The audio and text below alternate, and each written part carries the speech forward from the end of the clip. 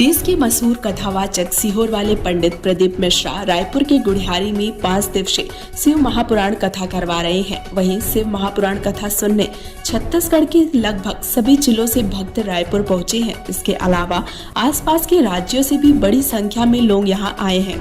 वहीं पत्रकारों से चर्चा करते हुए पंडित प्रदीप मिश्रा ने कहा कि रायपुर की पावन धरा को नमन करता हूँ। जिस पुण्यमय आनंदमय धरा के नज़दीक में वैसे तो माता कौशल्या की पावन धरा है, जहाँ पर माता कौशल्या निवास करी हैं और जिनकी गोदी में मेरे राघव जी, मेरे राम जी नित्य खेले हैं। ऐसी ही पावन धरा के नज़दीक में चंपेश्वर महादेव विराज रहे हैं, जहाँ पर पंचकोशी यात्रा होती है और भगवान शिव अपने जैसे उज्जैन के महाकाल स्वयंभू प्रकट हैं, काशी के विश्वनाथ स्वयंभू प्रकट हैं, सोमेश्वर स्वयंभू प्रकट हैं, केदारेश्वर स्वयंभू प्रकट हैं, ऐसे ही चंपावन में चंपेश्वर महादेव स्वयंभू प्रकट हैं। ऐसी पुण्य धरा पर जो ये पावन शिव महापुराण की कथा बसंत कुमार जी अग्रवाल जी द्वारा, उनके परिवार द्वारा जो चल रही है, रायपुर का एक बड़ा ही सुंदर आयोजन यहाँ आयोजित किया गया है। भगवान शिव की वैसे भी पूरा छत्तीसगढ़ पूर्ण तरह से शिवमय है, पूर्व में भी रहा है और अभी भी शिवमय ही है। भक्तों का जो जन सैलाब यहाँ आ रहा है वो शिव भक्तों की एक आनंद की अनुभूति करा रहा है। बहुत बहुत साधुवाद देता हूँ रायपुर की पूर्ण धरा के निवासियों को और सभी शिव भक्तों को, और आपके पावन चरणों को नमन करता हूँ। श्री शिवाय नमस्ते। शिव महापुराण और भागवत कथा में अंतर तो आप वेद व्यास जी ने जो पुराणों की रचना करी है, सभी पुराण श्रेष्ठ हैं, ऐसा कोई पुराण नहीं जो नीचा और ऊंचा हो। उस पुराणों में वेद व्यास जी ने श्रीमद् भागवत की भी जब रचना करी तो शुरुआत में शिव भगवान का ही वर्णन किया है। रामचरितमानस की भी रचना करी तो उसमें भी शंकर जी का वर्णन करा। तो पुराण हमारे यहाँ, हमारे सनातन धर्म के लिए सभी एक बराबर है। हमारे यहाँ सनातन धर्म में हम कभी नहीं कहते कि राम श्रेष्ठ हैं, कि कृष्ण श्रेष्ठ हैं, कि शिव श्रेष्ठ हैं।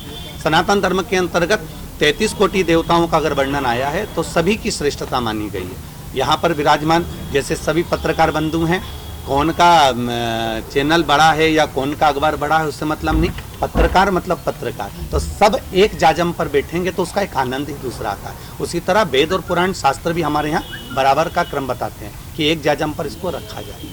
शिव महापुराण की कथा जो है, पूर्व से ही मैं गोवर्धन नाथ जी का परम भक्त रहा हूँ। शिव बाबा के चरणों में तो मेरे गिरिराज बाबा ने ही लाकर छोड़ा है। चकलेश्वर महादेव गिरिराज परिक्रमा में पढ़ते हैं। हम लोग पुष्टि मार्ग से हैं, ब्रह्म संबंध हुआ है और गिरिराज बाबा की परिक्रमा में चकलेश्वर महादेव पढ़ते हैं। उनकी आराधना नित्य करना, स्मरण करना, भगवान शिव भक्ति की ओर अग्रणी रहना। शुरुआती जो समय रहा है वो थोड़ा सा बहुत गरीबी का रहा है। कहीं शिव मंदिर में बैठे रहते थे, भगवान शंकर की आराधना, शिव मंदिर को साफ करना, शंकर भगवान पर जल चढ़ाना, क्योंकि पहले मंदिरों में भी इतनी भीड़ नहीं होती थी। शिव मंदिर में जाले लगे होते थे, शिव मंदिर के ऊपर जो बेलपत्र पड़ी है वो 2-4 दिन तक पड़ी ही रहती थी, तो उसको पूरा निर्माल्य उठाकर विसर्जन करना, सफाई करना। तो कहीं ना कहीं मेरे देवाधिदेव महादेव की कृपा, शिव की उदारता है जो उन्होंने चुना है। कितने भी वैभव भगवान दे दे, बस अहंकार ना दे। हम तो यही कहेंगे, हमने कल की कथा में भी कहा था कि बहुत बड़ी गाड़ियाँ ले लीजिए, मना नहीं है, बहुत बड़ा बंगला बना लीजिए, पर अपनी वाणी पर संयम रखिए। कहीं ऐसे शब्द बड़े ना बोल जाएं जिसके कारण बस जीवन में आपको दुख महसूस करना पड़े। भक्तों का जो जन सैलाब है वो हमारे लिए नहीं आ रहा है।